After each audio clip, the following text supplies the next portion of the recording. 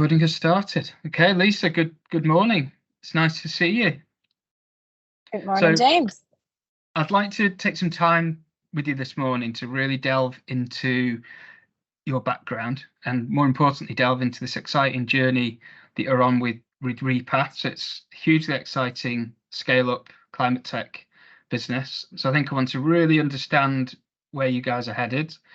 I know people are going to be really interested. One of the first things I want to touch about, people are going to be interested in that transition you've made in your career from a very corporate world into this scale up, very different world.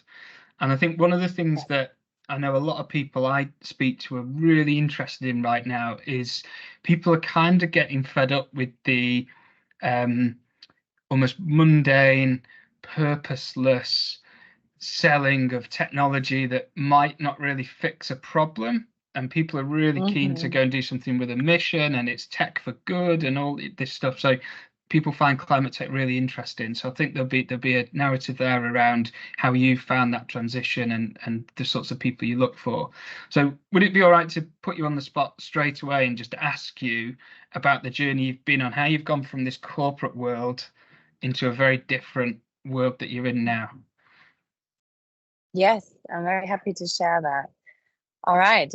It is a journey that's when I talk about it, makes me each time a little bit excited again and also proud.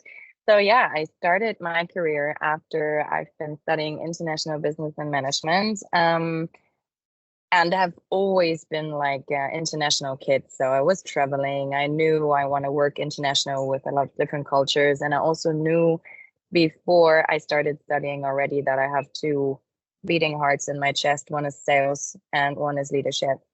So with that, with me knowing that already, I chose international business and management, and that was definitely the right study. And afterwards, I joined German Railways. To be very honest, it was an internship first, and I was like, wow, this will be extremely boring. I didn't even feel like doing that. Right.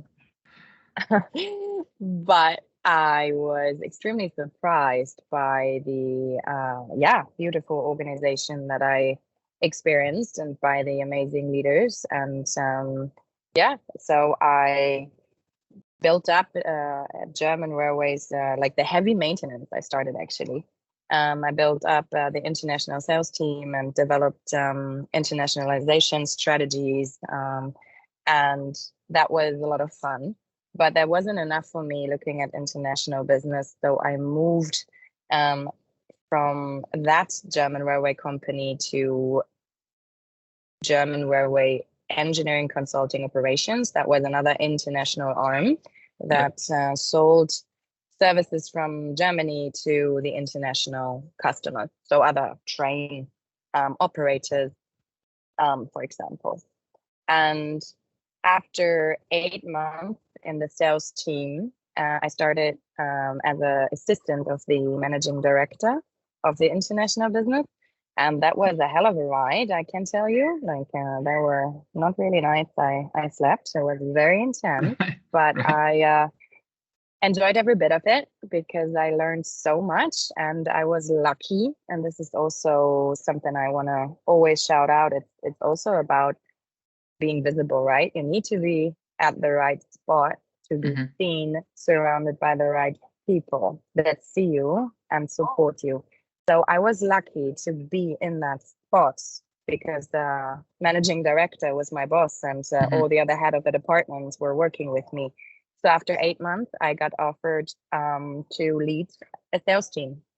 And I honestly kind of fell from the chair that they entrusted me with that. Yeah. I was 22, I think. Wow. During that time, and officially the youngest manager within German Railways company that I was working with.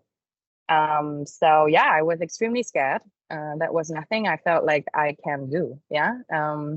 But I took on that challenge, and it was a beautiful experience. And I started building up and leading my first small sales teams. And within the next, I think it was another 6 years in the sales department, I had various different teams and jobs, and was lucky to develop classically on that career ladder, got my steps up and up, and was also, honestly, and it was timing. I was surfing that whole female leadership wave. I mean, it's still on, but it started to be on, like those 5 years ago or something. And German Railways itself needed to and wanted to kind of put female leaders, which were very few existent overall in a very manly dominated world, like railways is not a necessarily female what's business. the sort of what's the male female ratio at this time? How many typically in the business are we talking sub 5% female? To be honest, I don't know over the all employees, but in management, so in the management hierarchy where I was in, I was the only female within another 25 male leaders, Right, okay. and I was the youngest. Yeah. That's how I always joke that my specialty is white men mid-50s because of these experiences. But yeah, it was also hard. Yeah, it was not an easy, even though I was positioned well and I got a lot of support, to earn the respect in such a male-dominated world with also other generations, other values those individuals had, other leadership experience and frameworks they were following. That was really, really hard. But I enjoyed every step of it because it led me to an immense growth. Up to the point that the last 2 years, I think I was at German Railways, I was the director of international sales, and I had like 45 sales departments worldwide in the government under my leadership, and I was leading directly 3 big sales teams in the headquarters in Berlin. I was traveling to 1 or 2 countries every week, which, looking at it now from sustainability perspective, it's horrible. Yeah, I flew to 1 meeting, which was 1.5 hours. I flew to China and then back. But luckily, these times are over. But I am also happy that I gained all of these experiences, to be very honest. Yeah, so that was the corporate world. But after all of these years and being officially like a female leadership mentor, I had mentees, I gave talks, I talked about leadership. I got a lot of training, further development. I had a coach, I had mentors myself. So I was really amazingly taken care of. But while I started to become more and more clear who I am and what my leadership style is and where I want to go, I understood that certain values and the culture in that company does not really align with me anymore. As well as, yes, I had a lot of freedom and space to develop, but it also wasn't enough anymore for me. So I felt like, hey, I'm an entrepreneur. I need to do something bigger, something more. And I wanted to have a P&L, like a profit and loss, direct accountability, and move out of headquarters. So we had clear a path forward for me. I was supposed to become the regional head of Southeast Asia with a location in Singapore, and I was really excited about that. But then COVID hit, or COVID's influences made that position non-existent anymore. So I felt I was a bit stuck, and all the other options I received were just not talking to me. Like, really, they were good options. I got good job offers, and I earned quite a lot of money, to be honest, also where I was. Can I ask you, during this time, what's been like, what you've just described there? That feels like almost every day the odds are kind of stacked against you. You're early stage of your career. You're a female in a very male-dominated industry. Your peer group are maybe in a different part of their career to you, and they look at problems and business challenges with slightly different, from a different angle.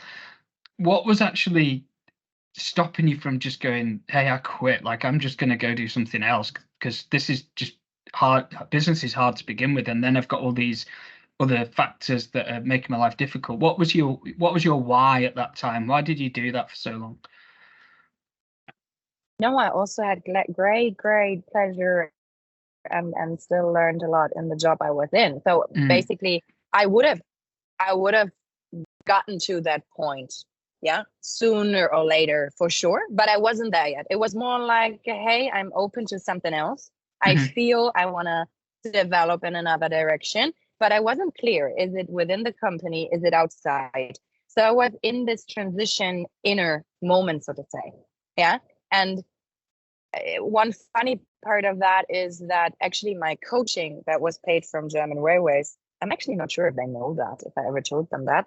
So my coach was supposed to coach me to have more political correctness. So I had a Okay. challenge with, because my mouth, like I'm not political correct in a hierarchical big organization like German Railways. I mean, I can be, but I decided that I don't want to be, because if things just don't work the way they should, or I believe like really fact driven, we should do something else. No one is shutting up my mouth. Yeah. And that's what sometimes they try to do. And so I was a little bit how do you say that in English? The wild problem kid, Like, in yeah, these like the, management meetings, yeah. strategy meetings, all males, everyone is according to plan and nodding that this is the right way. And I'm like, no, this doesn't make sense. People, that doesn't make sense. We need to do this and that and that. And we actually agreed something else. And where are the consequences? And so that didn't fit into the culture overall. Yeah, just individuals. My boss really appreciated that, but not the overall organization. And my coach was supposed to coach me to get better in that. Instead, we figured out, okay, I need to actually leave German Railways, and that was the phase I was in. And then simultaneously, and now I'm switching to why I am where I am now. So during that time, it was early 2021, actually. um, I was becoming more and more aware of the influences of climate change. So more and more extreme weather events happened worldwide. We saw it in the news, wildfires, flooding, storms. And I was thinking, how come that in feasibility studies for new railway infrastructure, which I was selling globally as one of the offers from German Railways, how come we look at every butterfly, every crumb of soil and analyze that to make a selection or a decision which is the best side, but not future climate risk? Like that just doesn't make any sense. It didn't make sense for me. And then the Ahrtal event happened. I'm not sure if you remember, but in early summer, I think June, July 2021, the biggest flooding event in Germany, Belgium, Netherlands happened. Yeah. And actually, a lot of railway infrastructure got destroyed, and German railways had billions of damages and downtimes. So then it was much more clear for me, okay, we must do something. And in my responsibility was also the portfolio management. So what do we package from Germany and sell it internationally? And then what do we add on top? Like what other company services could maybe complement that portfolio? So with my portfolio management team, I was looking for solutions. And I love this story because my now 3 co-founder colleagues pitched the idea of Repath to me with my portfolio team Right. in July 21, while I was still director of international sales of German Railways. And to be very honest, it became very clear fast that this is nothing that could be useful for German Railways yet, because it was the idea phase, so not ripe enough yet. But I sat there and I just felt, I told you earlier, I didn't feel a pull to job offers I got at German Railways. And there I felt it. It was like a strong pull. I was so inspired by the idea and also by the 3 individuals of their maturity, what value set they have. And I just intuitively felt there is something that I need to explore. Yeah. So I called the CEO, Julius Pröll, afterwards, and he got nervous, like, oh, was the pitch not good? He wasn't sure what I want from him, and I'm like, no, it was very good, but I need to see you. Let's meet up. There is something else that we're going to develop together. He was really confused by this call. I can understand that, but I also didn't know yet what it was. And I drove to Hamburg and I took a day off. I informed my boss about it, actually, but no one else knew. And yeah, I looked in that company and their idea and their business plan and their vision. And then I pitched that they need me. So they not only need a female founder to have different perspectives and more diverse team in order to make better decisions, but they also needed my experience and competence sets of sales, leadership, marketing, international business, etc. Because there are mainly at this stage, these are just like kind of a small group of technical people who've got an idea, they've got a piece of software basically, and they don't know how to take it to market. Yes, exactly. But they didn't have the piece of software yet. They basically had the idea. They started coding, but there was nothing visible. Right. And they also didn't found the company yet. They were just applying for the first grant. So that was the stage. And so I pitched myself. We connected, all of us, and they came back to me a couple of days later with an offer. For me to become the fourth and last co-founder. And I just jumped right in. And in August 21, Repath was founded. In October, I left Germany. Not true. In October, I started reducing the hours because I actually had 6 months of cancellation period at German Railways. I was out of, I was having a special leadership contract. So I was lucky, however, that my boss, who was always supporting me, found good options to get me out faster. And I had like a quarter where I worked both in German Railways and in Repath. Yeah. And that they let me do that is amazing. And then January 2022, I started full time. So how did you mentally make that leap of faith? Because that's one of the things lots of people find hard. You've got, like, let's say, the security, if you like, of a huge corporation that you're very well established in. You've got all the customers and, you're doing great and you've been there for a long time and all these great things. And then you make this leap into the founder bit. And I know it comes from in here because it's kind of like resonated with your heart and it's what you want to go at. But even I'm sure from a financial point of view, you've left a very lucrative job to something that could be lucrative. Maybe it is, maybe, it's, how do you do that? How do you mentally make that jump? Yeah, that's a very good question. Well, I think I am, as a character, having quite some male characteristics of taking risks easily, for example, and being very confident in what I can do and what I want to do. There's also certain stubbornness. If I want to do something, I just go for it. And that certainly is helping me in my career. Now, I do find this also, I have a lot of female characteristics, like, this pull towards this purpose, towards there is another impact I could help with. Even though German Railways was also a good product, right? It's also a sustainable thing to do, but that I follow my heart and my intuition, and that combination helped me do that. I would love to see that in general more female characteristics are appreciated more in big organizations in leadership, because I certainly know without my strongly male characteristics that I for some reason have as a person, I would not have survived back then in that environment. But anyways, I think this leap of faith and the trust in my skills and that I want to risk it. And also, honestly, knowing I had a very good career until then. So I knew I could come back. I was anyways in good terms with German Railways. They tried to keep me there.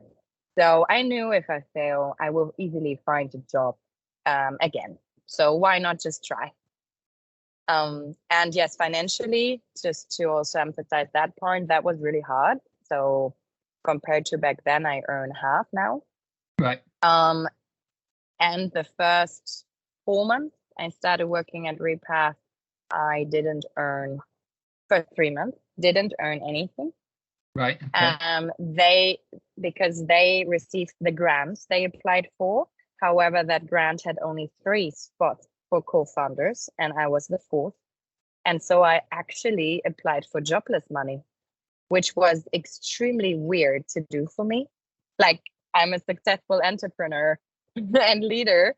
And I even told them, this is my situation and stuff. But since I quit my contract at German Railways, I got blocked for 3 months. So 3 months I didn't have any money. And then I got another 3 months or 4 months money from the German job center before Repath could actually pay me. Yeah. And what are your family and friends saying to you at this point? Are they like, what are you doing? Or are they kind of understanding the bigger vision and the bigger picture? What's happening at this time?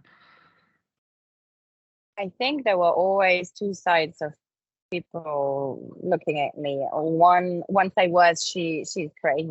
Like, what is she doing? And the other side, yeah, she will manage. I believe in her, and there is nothing that could stop her anyway. So it was like this mixture of that. And my close friends and family decided they have no other chance than just supporting me and believing in me, and so it was fine. Yeah. So what's happened since then? So I can see just from talking to you that you ooze passion and you ooze confidence. So clearly things are going in the direction that you want. So where have you been able to take the business, and where are you at now? Where are you headed? Yeah. So 2 years. That journey is already even longer, but full-time 2 years ongoing, and I haven't regret my decision in 1 second. I can say that, even though the journey has been and still is extremely hard having our own business. Even if I now am responsible for less right now contract volumes maybe, or less high-level customers compared to German Railways, but that your money is running out. You have a runway left. You have a team that you employ, that you're responsible for, and that only will remain to get their salaries if if the company is successfully growing. So this pressure in an existential way is crazy, but also gives you a whole other level of learning curve and entrepreneurial spirit. So looking at the journey, there was nothing at Repath when we started. It was us 4 sitting in a weird office in Hamburg. And we acquired the first contract through connections. We set up our first MVP with the help of Tableau. So it wasn't even ours. It was really weird, but the climate data, and that is our core. Yeah. So we've been kind of founded from science. And 2 of my 3 co-founders are from a scientific background and have been working in science for many, many years. And our goal was to really bring science into the world and enable everyone without having any scientific background to understand what is going on, what will be going on, and what does that mean, and how to actually adapt. That was what we knew back then. Strategy-wise, we're now somewhere else, but we knew this is the purpose, to enable society to adapt to climate change for a more livable world. That was the starting purpose that we had. It was extremely motivating. And yeah, we got some grants. We had our first contract. We successfully raised our pre-seed round in 2022 in November, 1.2 million. And then we started hiring people. Now we have a team of 14 people actually, and are growing. And that is, of course, just a very short story of all of that. But it has been a crazy way, up and down. So many mistakes you do. So many times you think, okay, we really fail, or we are so successful, no one can stop us. And it is just very unstable path, but a beautiful as well. And yeah, have you been able to, along that journey, it's only a short amount of time, but how have you mentally been able to go from having certainty? I know there's no certainty in business, but certainty of the big corporate, to what you described there, small business, fail and fail fast, make lots of mistakes, learn from the mistakes. But you talked about, like, we signed our first customer, we got through some funding rounds, we were able to get some grants, and each of those things will have felt like a tremendous win. But imagine in the build up to those decisions being awarded to you, you'd have probably been under a hell of a lot of stress and pressure. And you talked about the cash flow and all that stuff of a small business. How did you manage that in your own mind without being feeling too pressured and too stressed? Yeah, that's a beautiful question, because I want to link it also to, in comparison to German railways. So as I said, one of my passions is leadership, and also like organizational development culture. And I truly believe in order to do all of that, you need a certain culture that can hold you. And in German railways, I felt a lot of times, and a lot of corporates have that, right? It's not German railways. There is business math. There is a culture of, this is how professional behavior looks like. This is how, we want you to act and be. While the actual human being has feelings and emotions, and days where we can focus well, and days where we're having a low energy and we actually cannot focus. That whole concept of working 8 hours a day and all of that, it just doesn't make sense if you look at us as a human being. So I wanted to create a culture where the individuals can thrive and be authentic. And that is mentally much more healthy, as well as it is more intrinsically motivating. So I think, coming back to your question, we could actually, in that culture, hold us together, meaning that we shared our existential fears, our frustrations, our successes. I've been crying with the whole team when I'm sharing my personal problems that obviously influence my performance at work. And all of that we brought in. We could support each other, because the likelihood that all people at the same time are not in a good state is not very likely. So when you share that and are vulnerable and honest, you actually get support, and someone else can pull you in, and we have each other's backs. And if I started doubting, what are we doing? Will we survive? Maybe we go bankrupt. Then someone else of the team was like, no, we will do this. We can do it. We believe in it. We will manage. Look at our purpose, etc. So it was, and that all gave a culture, and basically it's safe. It's psychological safe space to hold it with all of that risk and uncertainty. And that is very beautiful, and we still have that, and I appreciate it every day. Amazing. So how you've grown the team, and this sounds dead exciting. So how do you unlock that and find that with people? So you interview people to come and join a corporate environment, and to your point, it's a little bit like, are you going to fit in our culture, which is quite rigid, and you kind of not do what we say, but you will look a certain way and behave a certain way.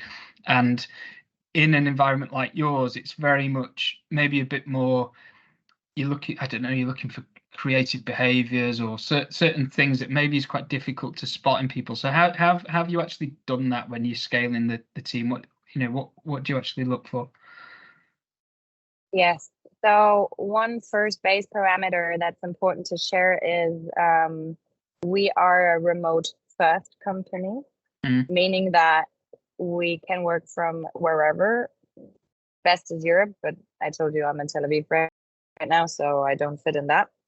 And therefore we have much more access to talents, right?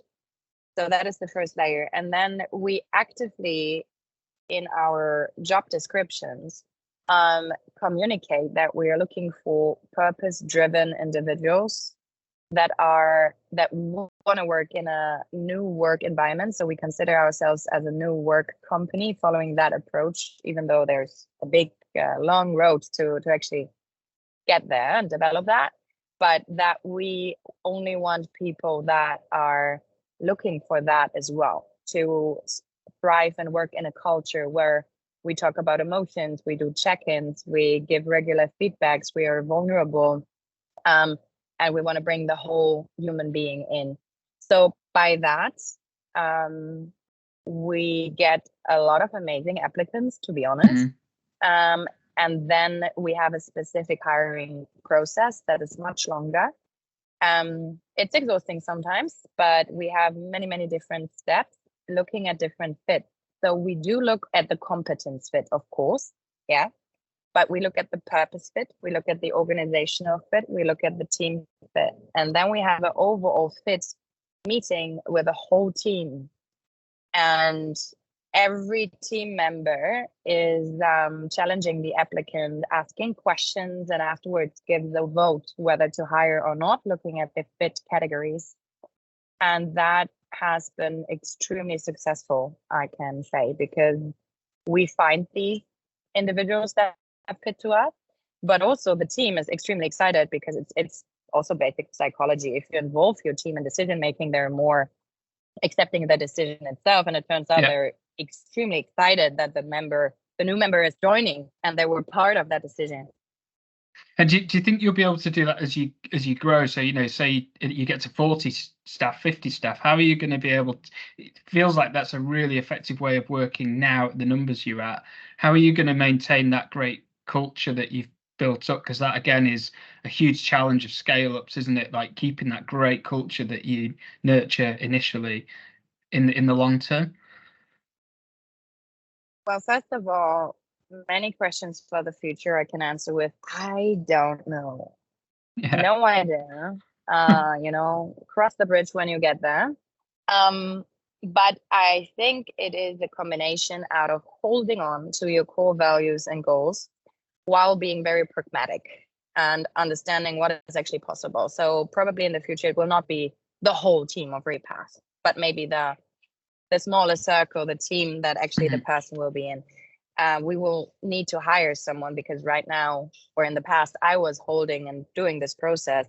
I really wouldn't know how to do that. I am sales and managing director. I don't have time for this. So we will find ways to do that. And maybe it's one step left in the process and we shorten the meetings. I don't know, but we will find ways. We will not let go of that overall. Well, that's good. And how important is it that you said purpose was a really big one for you.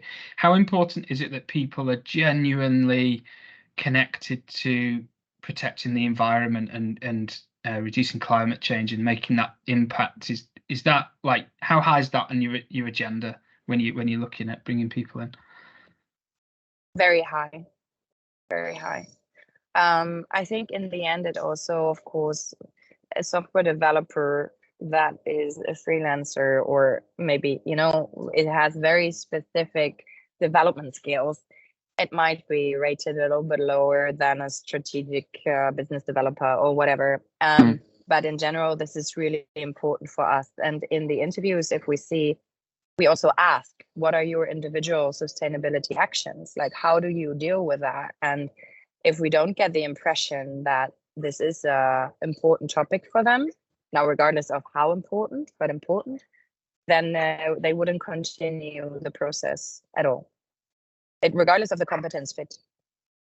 That's amazing, isn't it? That, and I think that's something really special, particularly about climate tech as a broad sector. As it grows, it's really pulling in like-minded people. So when we talk about that culture bit, that almost looks after itself. I know it always needs work and it needs nurturing, but the starting point is really, really strong because you've got people that are connected already by a purpose, and then you're actually going out into the wider world and the business world and doing good. Yes, definitely. And I want to even add that I told you about the different steps of the fits that we're checking in the hiring process, and the purpose fit is done first. So I interview the people of the purpose fit, and I don't know tech competencies, right? Like, I am not hiring them for me, all of them, but I can kick them out of the process if I don't see a purpose fit. And only afterwards we do the competence bit in a deeper level. So that's really a decision-making gate, so to say. Yeah, and I think that's a really good one. Can I ask you a bit about the being a female leader? Because I know that's something that is quite, Yes. particularly in software and technology, quite unusual, and unfortunately it has been for a long time.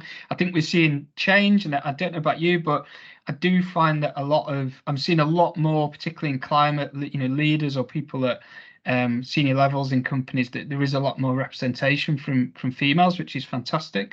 So how what are the challenges for you? How have you found that? What's that been like, and what are you trying to bring to future females within technology through your leadership? Yeah, so it is challenging because you're always one of the few. Also, you could imagine that the startup world and female co-founders are more, because it's modern and new companies that are building up compared to corporate female leaders maybe, but as a matter of fact, that's not the case. So companies that are being founded, I don't have the numbers by heart now, but there are crazy studies out there that there are so few female founders compared to male founders, or even mixed founding teams. Also, there are extremely few female founders, CEOs. And so it is out there, and it is developing, but it is shocking that it is not there yet as you would expect. So you are always a little bit the unique person. Yeah, you need to fight a little bit for your position, but in a different way. But I think I also got really used to it. So what I would recommend future female founders, female leaders, is like just really find the confidence in themselves of what they want to represent, what are their values, what are they thriving for, and knowing that, yeah, it's hard. It will be hard. It's probably challenging, but the competencies, the perspectives, the thoughts, the energy that females bring in is extremely necessary and brings better decisions and performance. And that is also proven. Yeah. So being different, having a different way of working and thinking feels weird sometimes. But if we really don't forget that this is what is needed, and that, then I think we can gain that confidence in there and establish our position. I also think and would recommend to really get support, like from coaches, from mentors. I learned a lot from having female leader mentors that I could share my insecurity with, and I could get support in my way of acting and how specific situations I could deal with them better. So that is something, the network of female leaders by itself is helping. That shared experience, that motivation, that someone is pulling you up, someone has your back, and you can get advice. I think that's really good, and a real obvious question on that mentor bit. And I imagine lots of people, it's a really great idea, but I imagine lots of people might sit there and kind of go, how do I actually get one? What, do I just ask somebody? So what somebody might not have the confidence to approach somebody and ask them. So I'm assuming your answer to this question might be like, just do it, just ask them, and you've got nothing to lose. But what would you say to somebody who maybe doesn't have the confidence to speak up or reach out? What do you think they could do? Yeah, there are actually great platforms of coaches and mentors, where some are for free, some you pay money for. That's a decision. I think if you're lacking maybe the confidence to search someone in the industry or in the company you're in, or just externally doing that, then you can pay for it, and that is also helping.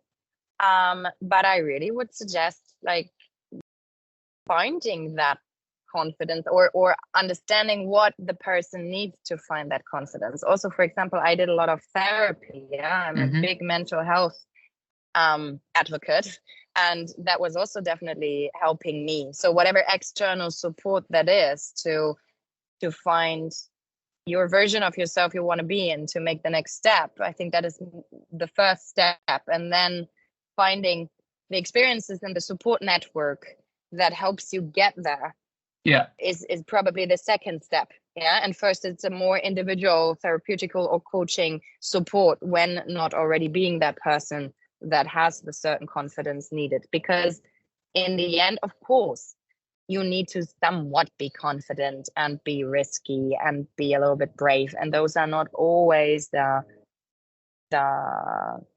characteristics that are the easiest to have or naturally females have. So that is the core, I think. I think I've learned one thing from talking to you, Lisa, that's really consistent through everything you say. And you talk a lot about leaning on the people around you and getting strength from other people. And I've never really heard somebody talk in that way before. A lot of times people talk about business or sales, it feels quite lonely, and it's about you've got to go and hit these targets and you've got to go do these meetings and you're accountable and all this stuff.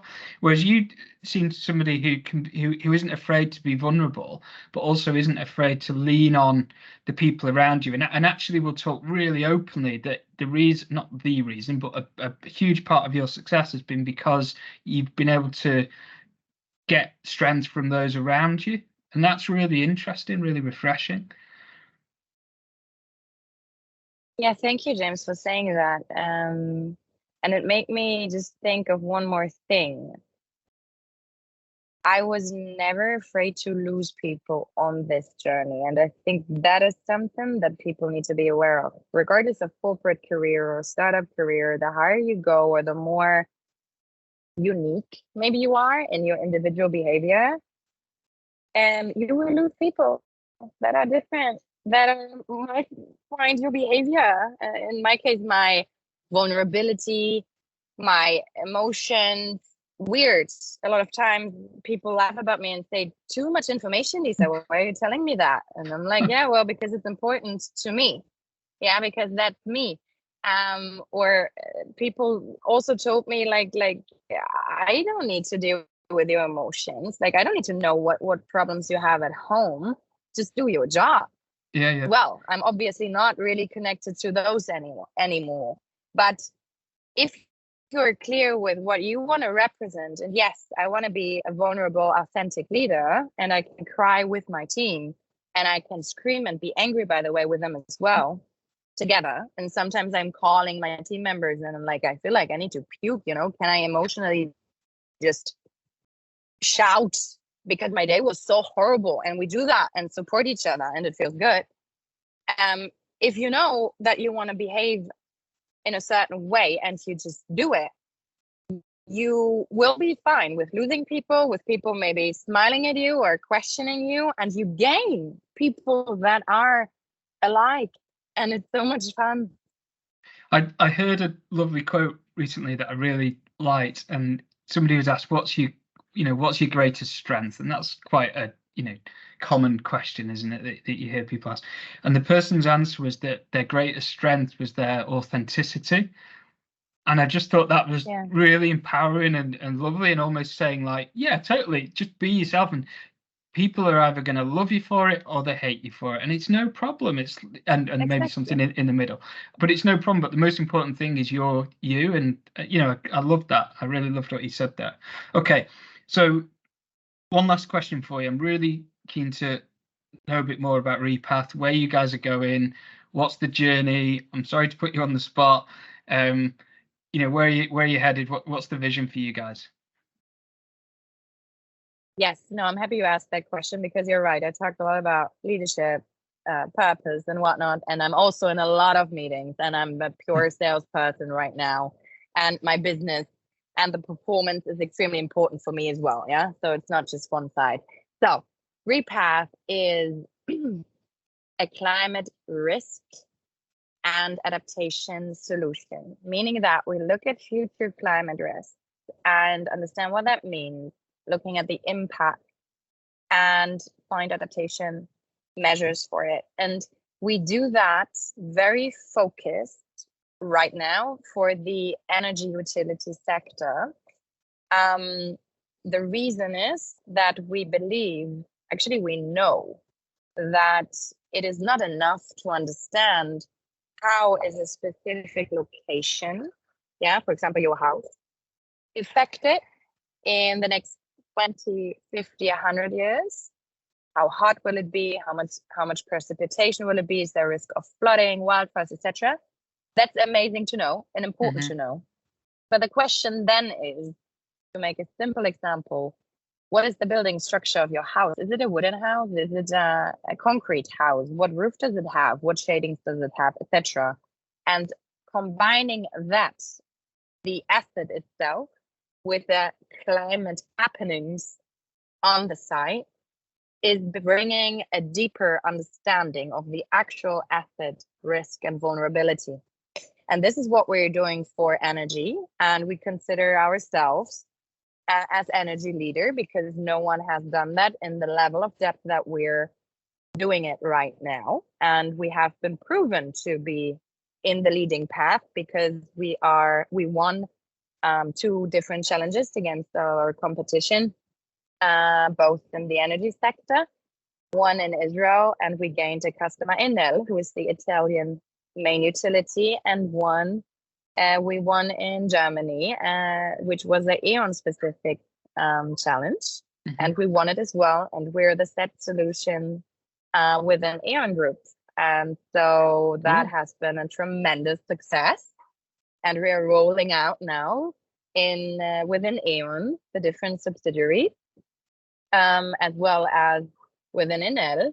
We are having a huge pipeline of super interesting, exciting energy utilities within Europe. So right now we still focus on Europe. Our solution, however, works globally, so it doesn't matter. It's just our go-to-market. And so looking at the strategy and vision, we want to strengthen our position in the energy sector with really understanding the necessary depth of assets that it needs to, that we need to reach in order to provide the maximum clarity and value on the customer side. And then we will move to a different industry, which will be mobility. And then we will do the same, like we replicate the approach. So then we will look at the mobility assets, railway, etc., to do the same and become leader there as well. And that we will do hopefully many, many times to be leading in many industries, while developing our solution further in different areas. One is we want to combine more other data sets with our climate data. So we use regional climate model data and the ensemble approach. So it's the best granularity and approach to work with tons of different data points for climate modeling. And we want to combine more data sets, such as we already combined elevation data. We want to have satellite data, geospatial data, etc., to get more granular understanding, while we also combine AI with our approach. So while we go down into the assets, we are currently working already on our AI co-pilot that will be the adaptation engine. But it needs to be the right point in time, because only if we really understand what the asset risks are, the engine can then make real concrete adaptation measures to adapt and therefore bring really the assets into climate resilience. And that's our goal, to get closer and closer to our purpose. You guys are on such an amazing journey. It sounds just so exciting what you're doing. To put you on the spot again a little bit from a climate point of view, and I know you're not a climate scientist and so on, but how important do you think it is that people take action? I know the answer to this question is it's really important. We need to take action, but seriously, is this something that needs to happen tomorrow? Is people got time to think about, or businesses got time to think about this, or do we need to be like hitting this hard quickly? I truly believe, but I'm not objective, obviously, but I believe it needs to be tomorrow. Why? Because everyone is blind. There are only a few companies or individuals that location or asset specific. Of course, there are flooding maps, there are heat maps, but it's not enough. You really need to look at the spot, and it's really different. So I believe the transparency, from being blind to actually see what is going to happen in different scenarios, right? That is something that needs to happen now. Why? Because not everything is at risk. That does not mean that you need to act upon directly. Yeah. At E.ON, overall, in the end, we will look at 1 million assets or more than 1 million assets. No, E.ON does not need to invest in all of them in the next 5 years, because what our solution does is also to prioritize and to filter. Those 200 are at risk in the next couple of years. So please put your focus here first and invest and adapt. And then you have a road and a journey. So only when you start looking at it now, you know which one are at risk tomorrow, next year, 2-3 years, and which might be not affected at all. Yeah. And then you start the journey from there. Yeah, and that's much better than arriving in the future and being like, hey, here's a load of problems, you need to fix them all. It's better. That totally makes sense. Awesome. Lisa, it's been absolute pleasure talking to you. If you just bear with me for 1 second, I'm just going to stop the recording. So I want to say a big thank you for taking the time.